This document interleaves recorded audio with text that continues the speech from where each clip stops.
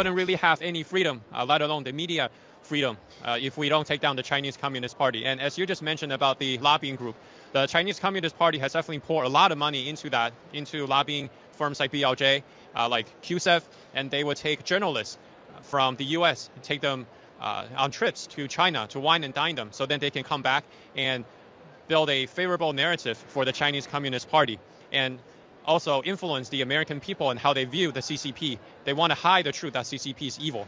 Well, there's no doubt. And just take the spy balloon, for instance.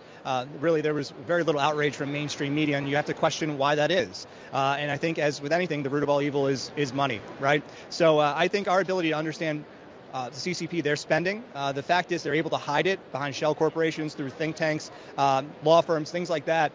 That's really troubling, and I think it should be troubling. It's a national security issue. It's something we need to take serious. They've been doing this for years. They actually laid this out 20 years ago. They were very clear that we wouldn't beat America militarily, but they were going to find every other way to undermine our efforts, undermine our democracy.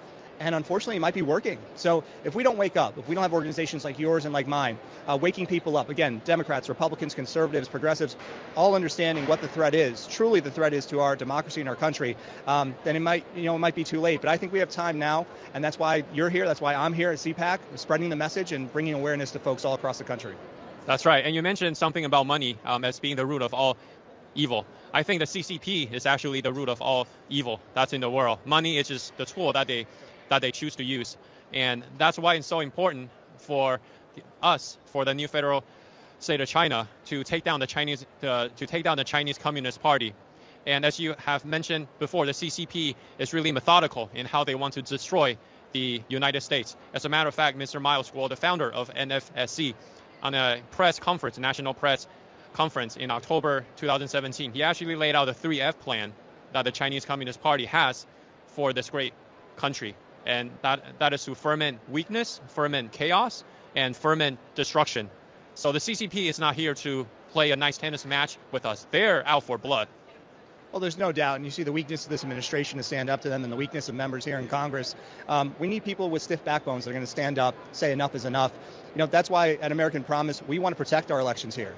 We want to protect our elections here. I encourage everyone to check out AmericanPromise.net, our website. Check us out on Twitter at USA Promise. We'll be on Getter very soon too, as well. So I think it's really crucial that we all work together, organizations like yours and mine, to push back on the CCP and make sure that we protect our democracy and our elections here. That's right. If the U.S. stops supporting the CCP will fall. That's right.